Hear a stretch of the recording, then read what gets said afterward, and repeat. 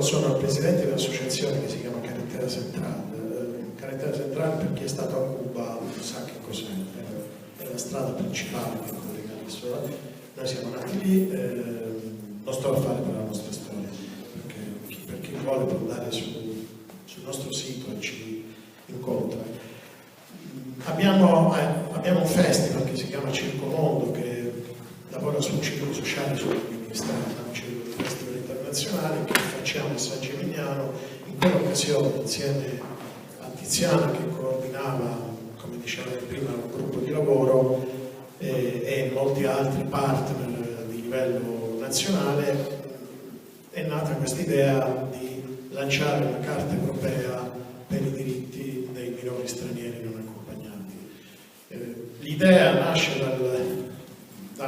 dal sapere che oggi c'è un quadro a livello europeo frammentato, nel senso che ogni Stato va per conto suo, spesso le leggi sono in contraddizione fra di loro, che non c'è un quadro europeo salvo nelle raccomandazioni della Commissione che lasciano il tempo che trovano, e un regolamento di Dublino che va in tutt'altra direzione. È vero che ora il Parlamento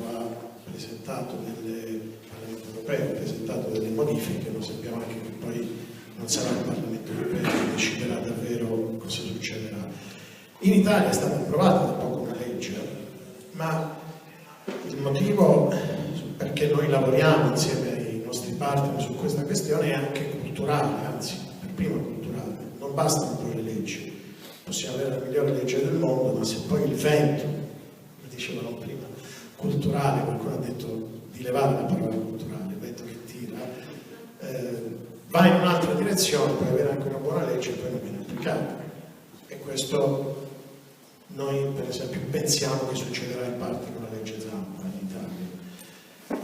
Oltre a tener conto che gli ultimi 25.000 minori che sono arrivati nel 2016 ne sono spariti 10.000, per esempio, non si sa che fine hanno fatto.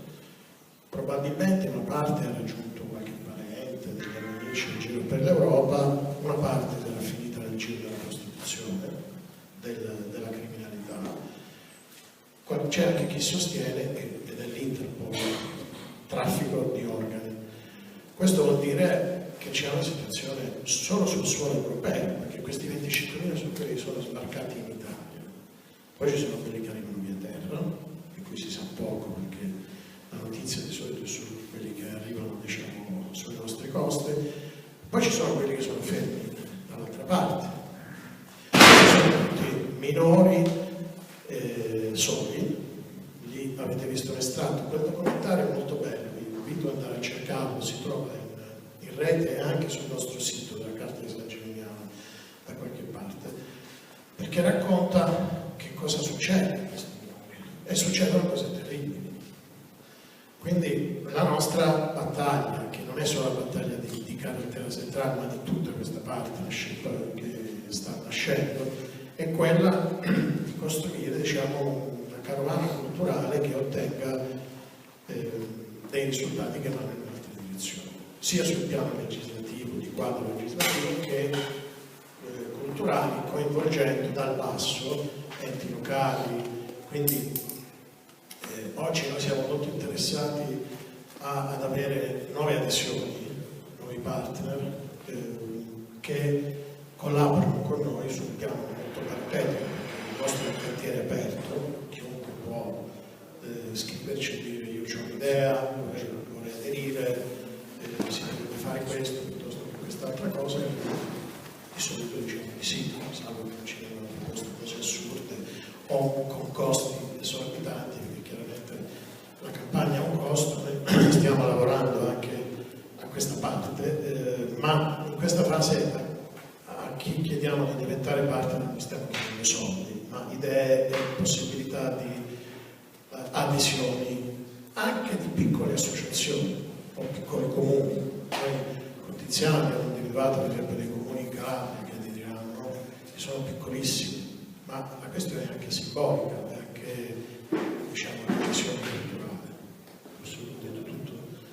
La partnership, non vi faccio un elenco, la cosa migliore è andare nel sito della carta di sangimignano.eu e vedere chi dentro c'è ai salesiani, all'Arci, all'ASGI, cioè uno spettro largo, perché questa è naturalmente una battaglia che non è di una parte, è di tutti coloro che ritengono che questo sia una battaglia di civiltà, a parte quelli che non la pensano così, che magari li vorrebbero buttare male, quelli naturalmente noi non li facciamo aderire in questo progetto, perché abbiamo, diciamo, una sensibilità culturale un po' diversa. Ecco, tutti gli altri per noi vanno bene, per esempio io non è uscito mai, ma il Papa è intervenuto su questo argomento. Bene, se vuole diventare parte, noi lo prendiamo volentieri. Occhio a dire queste cose un po'.